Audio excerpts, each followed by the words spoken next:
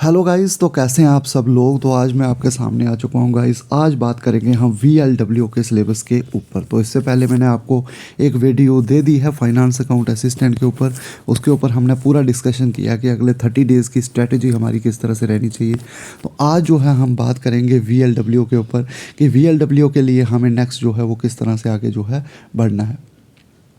तो सबसे पहले यहाँ पे बात करेंगे, आपका जो है एक नोटिफिकेशन तो अभी नहीं आई है, लेकिन ऐसा जो है कहा गया है LG मनोज सिन्हा के द्वारा कि आपका एग्ज़ाम जो है वो सितंबर के मंथ में कंडक्ट किया जाएगा। तो सितंबर के बाद उसके बाद हमने जो है एक वायरल भी हुआ है पोस्ट, जिसमें हमें पता चला कि 15 सितंबर को आपके एग्ज़ाम्स जो हैं वो शुरू हो जाएंगे।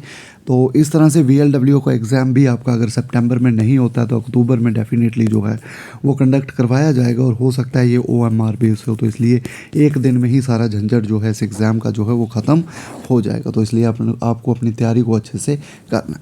तो सबसे पहले मैं एक बात आपको समझा दूँ यहाँ पे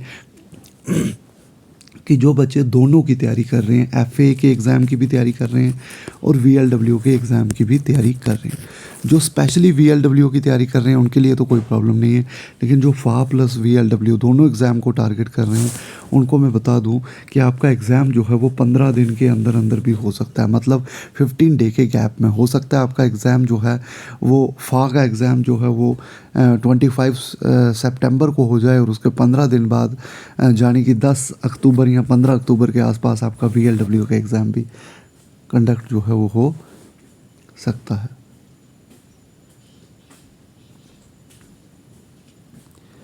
तो इसलिए मैं आपको एक ही बात कहना चाहूँगा कि अपनी तैयारी को बिल्कुल भी आपको यहाँ पे रोकना नहीं है। तो FA और VLW का एग्ज़ाम जो है आपका बिल्कुल 15 डे के गैप पे भी जो है वो कंडक्ट हो सकता है। तो इसलिए प्रेपरेशन को इस तरह से करना है कि आप 15 दिन में भी अपना सिलेबस जो है वो पूरा का पूरा जो है वो रिवाइज़ कर सकते हैं। आई होप आपको ये समझ आई होगी। तो जो दोनों के लिए प्रिपेयर कर रहे हैं वो इस तरह से मॉक टेस्ट लगाएं कि आपको जो है जब दोनों एग्ज़ाम का जब डेट आए तो आप पैनिक बिल्कुल भी ना करें, ताकि आपने पूरा सिलेबस पढ़ा हुआ। अब थोड़ा सा कंपैरिजन करेंगे, अगर FA की तैयारी आप कर रहे हो तो कितनी सेक्शंस आपकी जो VLW की हैं वो भी जो हैं वो कवर हो जाएंगी। आई होप आपको समझ आ रही होगी। तो अगर आप जनरल अवेयरनेस की बात करें with special reference to UT, तो ये आपको FA में भी है और ये आपको VLW में भी है। और अगर यहाँ पे बात करें थोड़ा सा टॉपिक वाइज देखेंगे हम, तो जर्नल करंट इवेंट्स जो हैं वो वहाँ पे भी देखने को मिलेंगे और यहाँ भी देखने को मिलेंगे। तो अगर आप करंट इवेंट्स FA में प्रिपेयर कर रहे हो तो यहाँ भी ऑटोमेटिकली वो जो है हो जाएंगे आपके लिए। करंट अफेयर्स के लिए मैं जो है मंथली वाइज वीडियोस भी लेके आऊँगा, जिसमें इम्पॉर्टेंट आपको 100 के अराउंड जो है करंट अफेयर्स होंगे वो मैं करवा दूँगा जनवरी से लेकर जुलाई तक। तो आप हमारे चैनल को सब्सक्राइब कर सकते हैं इसके लिए। बाकी पॉलिटिकल एंड फिजिकल डिवीजन आप FA वाले यहाँ भी कर देंगे। Climate and crops in India, ये भी FA का टॉपिक है। ट्रांसपोर्ट कम्युनिकेशन FA का टॉपिक है। डेमोग्राफी FA का टॉपिक है। इंपॉर्टेंट लेक्स FA का टॉपिक। इंडियन इकॉनमी, ये भी FA का टॉपिक है। इकॉनमी हमने वहाँ पे पढ़ी हुई है। इंडियन कल्चर हेरिटेज, ये भी FA का टॉपिक है। हिस्ट्री वाली भी FA का टॉपिक है। इंडियन कॉन्स्टिट्यूशन, तो जिन्होंने SI की तैयारी की है वह उनका ये कवर हो जाएगा। ये कोई बहुत डिफ़िकल्ट टॉपिक नहीं है इंडियन कॉन्स्टिट्यूशन, तो ये भी इजी टॉपिक है। साइंस एंड टेक, अगर आप करंट अफेयर कर रहे हो तो ये उसी में कवर हो जाएगा। बाकी इन्वायरमेंट, इकोलॉजी, बायोडाइवर्सिटी, ये भी हो जाएगा। टैक्सेशन FA वाले पढ़ रहे हैं, JNK UT के ऊपर पढ़ रहे हैं, तो ऑल इन ऑल अगर आप FA की तैयारी कर रहे हो तो जर्नल अवेयरनेस वाले टॉपिक को आपको प्रिपेयर करने की ज़रूरत जो है वो बिल्कुल भी नहीं पड़ेगी। एक टॉपिक आपको शायद आपने सेंट्रल स्पॉन्सर्ड स्कीम्स जो नहीं पढ़ी हैं, तो ये टॉपिक आपका जो है 2 घंटे में हो जाएगा। इसको ज़्यादा पैनिक करने की आपको ज़रूरत इसके ऊपर नहीं है। तो एक सेक्शन FA वाले ऑटोमेटिकली कवर कर देंगे। दूसरी इंग्लिश की बात करें तो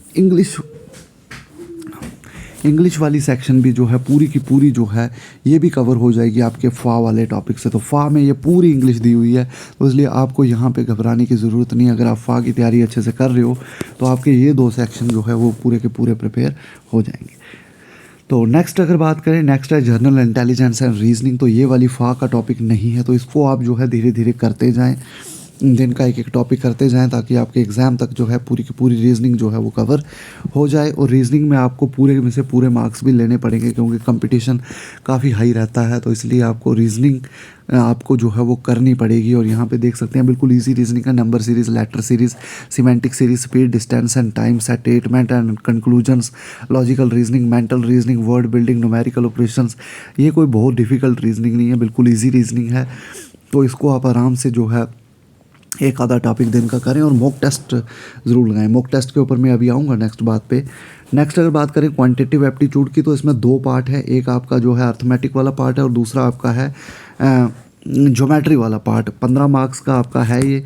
और इसमें मैं कहूँ तो ज्योमेट्री के आपको 5 से 6 क्वेश्चन आएंगे, बाकी आपको ऊपर वाले पोर्शन से आ सकते हैं। तो यहाँ पे देखें ग्राफ ऑफ लीनियर इक्वेशंस, ये आपको triangle and its various kinds of centres, congruence and similarity of triangle, circle, tangents, angle. तो ये सारे टॉपिक जो हैं ज्योमेट्री के हैं, तो ये इनको भी आपको अच्छे से जो है वो करना पड़ेगा। तो आई होप आपको ये समझ आ रही होगी। नेक्स्ट अगर देखें hemisphere, rectangular, parallelepiped, regular, right pyramid with triangle और square base, trigonometric ratio, degree and radian measure, standard identities, complementary angles.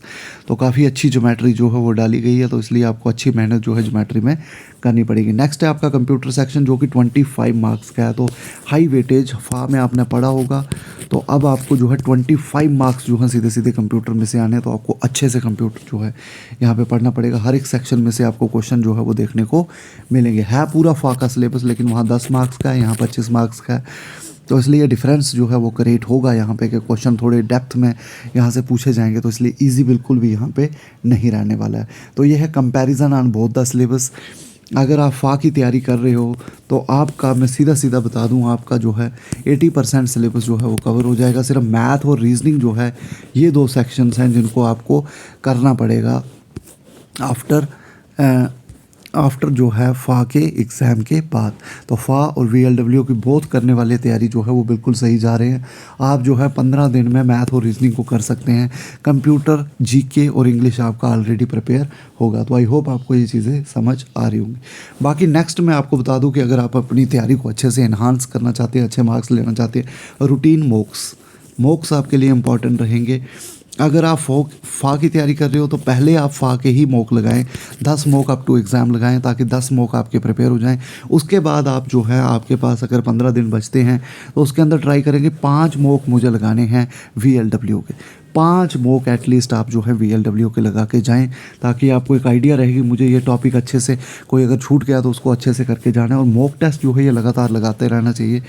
ये आपको जो है आप जो एग्ज़ाम में गलतियां करता है इंसान, अगर आप मॉक टेस्ट लगाओगे तो वो गलतियां आप जो है एग्ज़ाम में नहीं करोगे। इसलिए रूटीन मॉक्स प्लस जो क्वेश्चन आप गलत कर रहे हो उनको अच्छे से देखेंगे कैसे गलत हो रहे हैं और उस टॉपिक को दोबारा से प्रिपेयर करेंगे यहाँ से मेरा क्वेश्चन जो है वो क्यों गलत हो रहा है। तो mock test are very very very very important. Mock test लगाना जो है आपके लिए काफ़ी इंपॉर्टेंट जो है वो रहने वाला है। नेक्स्ट VLW के कैंडिडेट्स के लिए मैं एक चीज़ सुजेस्ट करूँगा कि आप लोग जो हैं मैथ, रीजनिंग और इंग्लिश, इन 3 चीज़ों पे अच्छे से फोकस करें क्योंकि यही 3 चीज़ें आपको जो है वो जॉब दिला के जाएंगी। तो मैथ, रीजनिंग, इंग्लिश अगर आपकी स्ट्रॉन्ग है 15 + 20 + 20 तो लगभग जो है ये 55 मार्क्स हैं। तो इन 55 मार्क्स को आप अच्छे से स्ट्रॉन्ग कर लें। बाकी 25 मार्क्स का कंप्यूटर है। कंप्यूटर अगर आपने अच्छे से पढ़ा है तो वो कुछ क्वेश्चन इतने डिफ़िकल्ट आ जाएंगे कि आपको वो करना नामुमकिन हो जाएगा। लेकिन इन 3 सेक्शंस में आप पूरे में से पूरे मार्क्स जो हैं वो ले सकते हैं। आप टारगेट करेंगे 55 में से मेरे 55 मार्क्स इन सेक्शंस में, 55 नहीं तो 50 मार्क्स जो हैं इन 3 सेक्शंस में आए। बाकी GK और कंप्यूटर में कहाँ का कौन सा क्वेश्चन पूछ लिया जाए इसकी गारंटी नहीं होती, लेकिन मैथ, रीजनिंग और इंग्लिश में ज़्यादा डिफ़िकल्ट क्वेश्चन आपको आने वाले नहीं है। तो इसलिए आप इनको अच्छे तरीके से प्रिपेयर करें ताकि आपका कोई भी मार्क्स यहाँ पे जो है वो छूटे ना और आप जो है VLW के एग्ज़ाम की जो है पोस्ट जो है वो निकाल लें क्योंकि बहुत ज़्यादा पोस्ट हैं, 395 पोस्ट हैं। तो काफ़ी अच्छा नंबर है ये। और अगर आप VLW लग जाते हैं तो स्टार्टिंग सैलरी आपको 27-28K मिलेगी, लेकिन आने वाले 5 ईयर्स में सैलरी डबल हो जाएगी आपकी क्योंकि आज से 5 साल पहले यही लोग जो है इतनी सैलरी नहीं लिया करते थे। तो 5 साल बाद आपकी सैलरी जो है वो 50K के अराउंड या 60K के अराउंड जो है वो पहुंच सकती है क्योंकि गाइस आने वाले टाइम में जो DA वगैरह महंगाई बहुत बढ़ रही है तो आपकी सैलरी भी जो है वो इंक्रीज़ होगी और उसके साथ साथ जो है आपके कुछ कमीशंस वगैरह जो वो लगेंगे जिससे सैलरी आपकी डेफिनेटली इंक्रीज़ होगी। तो इसलिए पंचायत सेक्टर की पोस्ट कोई ऐसे नहीं है, ये काफ़ी अच्छी पोस्ट जो है वो देखने को।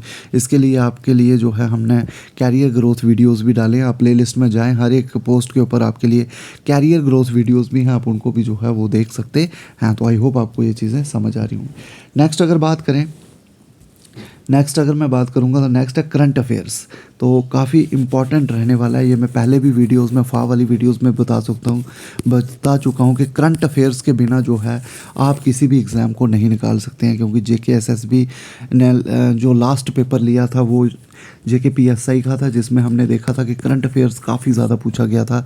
तो एग्ज़ाम में करंट अफेयर्स का क्वेश्चन जो है वो ज़रूर देखने को मिलेंगे, 5 से 6 करंट अफेयर्स, और उसके बाद कोई भी क्वेश्चन अगर JKSSB डालेगा तो वो रिलेट करके डालेगा करंट अफेयर्स से। तो इसलिए current affairs are very very very very important.